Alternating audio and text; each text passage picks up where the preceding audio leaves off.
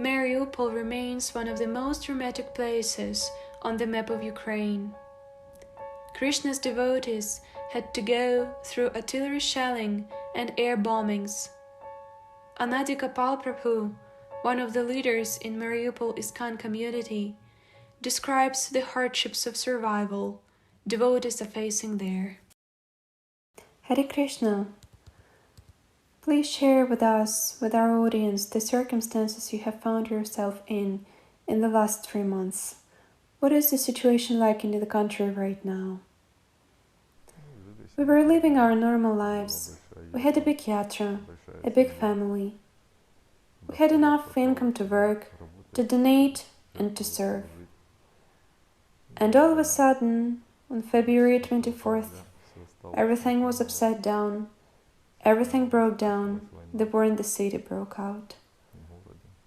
All the activities ceased. And now there is a kind of a vacuum. It feels like you were thrown off the train at full speed and you're at some sort of crossroads and you don't know what to do, how to live on. And most of the devotees found themselves in the same situation. Some have lost their homes, but everyone no longer has a job, no longer has income. There is nothing. That's the situation. The war in Ukraine is not over yet, but as you know, Mariupol, where you came from, has already been declared a hero city. Please share what kind of service you were involved in as a member of the charitable fund in Mariupol. Well, I left Mariupol in the middle of March with most of the devotees, but there were a lot of devotees left with whom we had no connection. There was no connection with the city. Everyone was worried about those devotees. So, a few devotees and I decided to go back to Mariupol, and in the middle of April 12th or so, Ekachakravijay and I went to Mariupol, and there, of course, were a lot of questions, and everybody had houses and a lot of questions about that. But the main question, what happened to the devotees who remained in the city? Everyone was worried about that. Everyone was asking a lot of questions in the chats. Everyone was worried, and the first thing we did, as soon as we could move around the city, we started looking at the addresses where the devotees were who had stayed in the city. We found almost all of them, and there was no way for those devotees to get any help from outside. We just needed to be in the city. So I talked to the fund leadership. I had cash and I made donations from my own money, and the fund gave me the money back afterwards. We found almost everyone. Maybe there are 1 or 2 people whose addresses and the exact location could not be found. And so, one of the devotees, one Mataji, Taravati, she was in a very difficult situation. We found her in the hospital. She was after the surgery. She had a shrapnel wound. The rest of the devotees were more or less okay, but they were all in a very difficult situation. No food, no groceries. They only had some donations. Now there is some humanitarian aid, but there is flour, pasta, canned meat, and condensed milk. Canned meat is out of the question for the devotees, so it leaves only flour, pasta, and condensed milk. So the devotees are not in a very good situation there. Please tell us, how did you manage to give charity? I mean, to hand over cash, you have to meet people in person. I even know that from the news, Mariupol is under occupation and it is impossible to free it via military way to this day. The country leadership says so. And I assume that there probably were some shootings or street destruction because of the military activity. Can you tell us how you handed over the money? Did you find yourself in the middle of hostilities? Well, we were faced with the fact that when we arrived, there were some battles in parts of the city, and we could get through to not all of the places. So first we had to get some IDs, all these technicalities, how to enter the city. It was not easy too. And getting around the city was especially difficult because some parts of the city were closed, some of the streets were closed, the fighting was still going on there, they were not cleared yet. There was no connection between the left and the right bank of the city, only a detour through Sartana. It was possible to get through only the nearby villages, and still no one knew the way. There were only a few cars in town, and people had no clue of the situation at hand.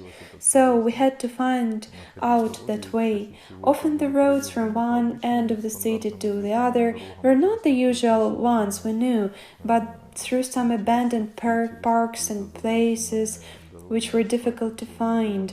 So we somehow found them all at that moment. Of course, there was fighting, and we could hear gunshots around, and there were more airstrikes at that time. But later, the situation stabilized more and more. But nevertheless, it was dangerous just a couple of weeks ago. At one of the checkpoints, not very sober guys tried to take my car away from me, shooting near my feet. The danger was always there. Now the situation there is stabilizing, but I'm not sure.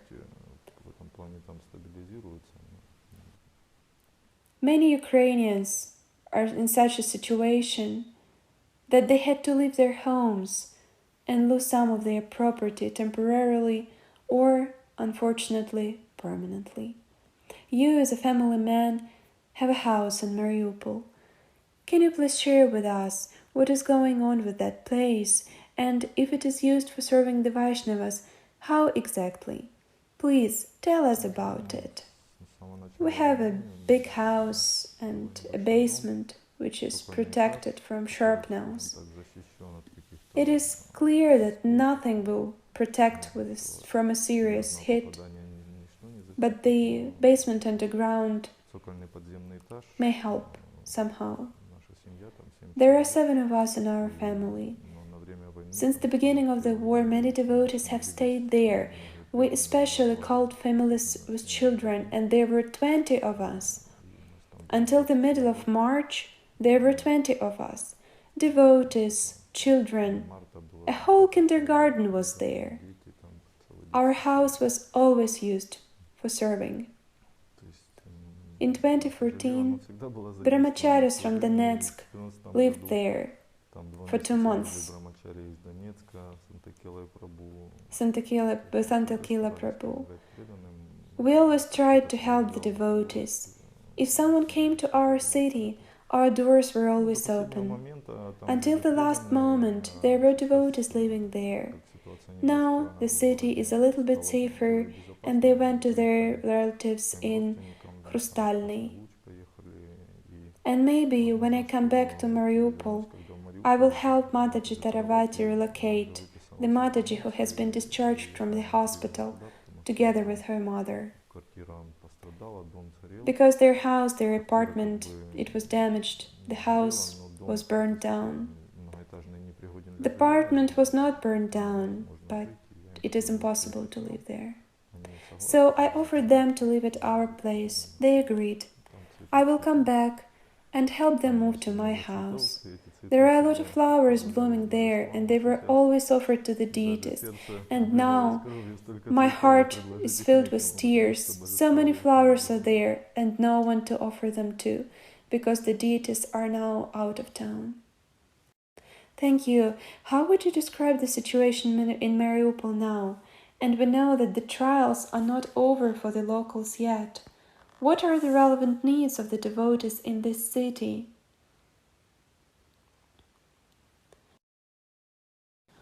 Well, the biggest need of the devotees is association with devotees, which is extremely difficult right now.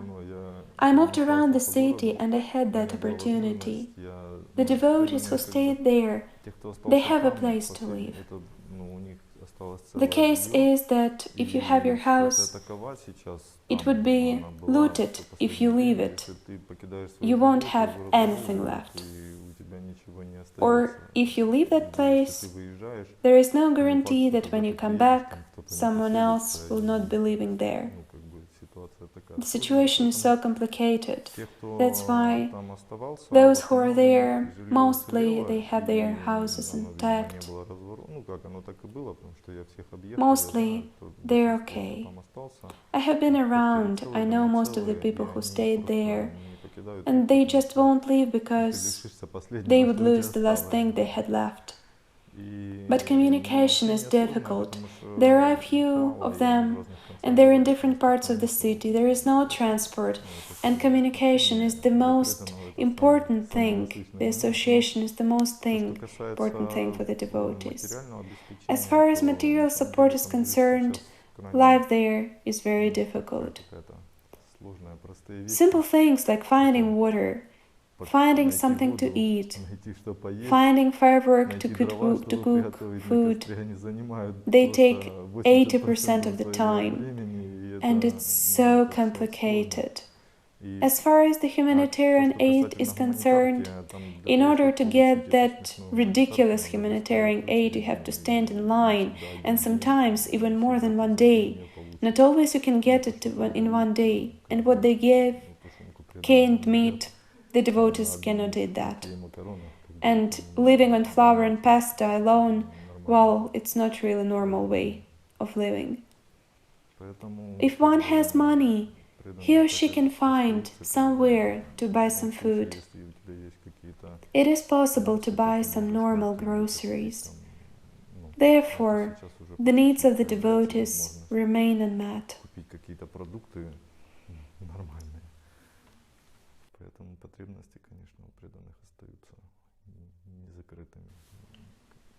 Would financial support help the devotees to improve their living conditions?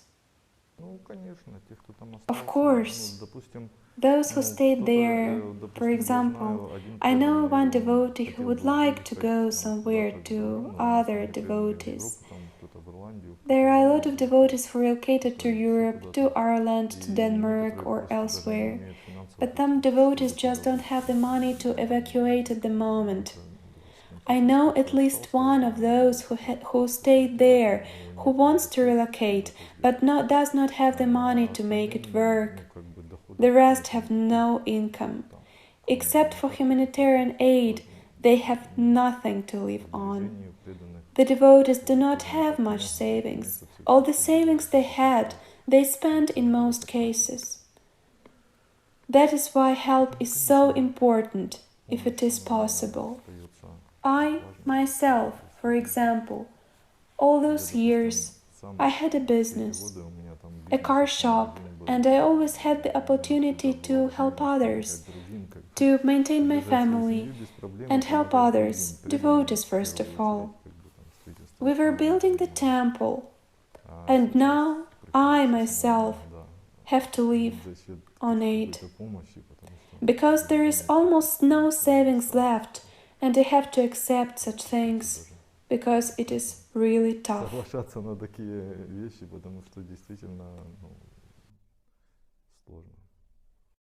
At the end of our conversation, I would like to ask you, as a Vaishnava, what kind of realization Krishna has given you in this dramatic time?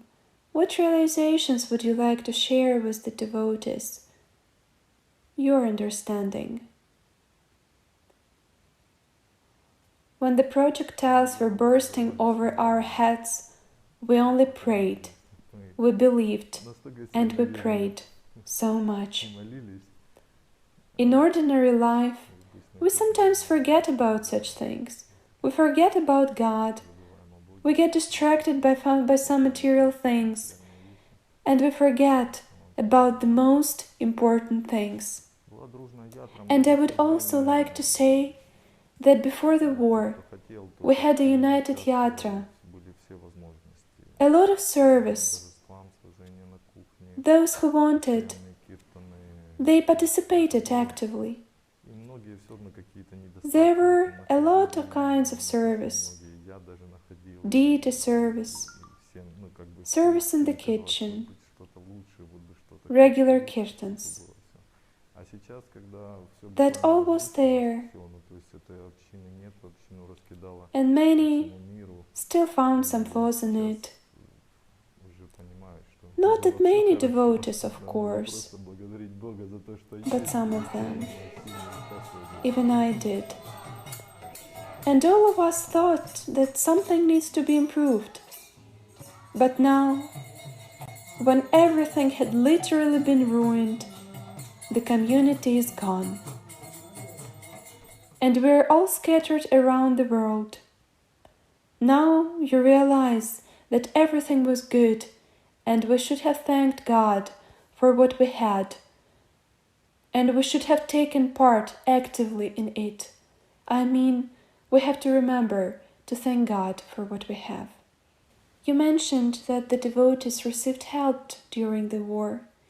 Tell me, as a direct participant in distributing that help, you must have encountered gratitude from the Vaishnavas. Could you convey to us how happy and joyful the Vaishnavas were when they got that aid? Because the devotees did get it. How did the devotees feel when you gave them that aid? To tell the truth, the devotees were smiling with joy and tears in their eyes. Because of the help, and because the devotees remembered them and came to them as well. They were just shedding tears of joy. I have seen many devotees like that. When I came, they cried for joy. Thank you very much for this conversation, for your time, for this life of yours. Hare Krishna.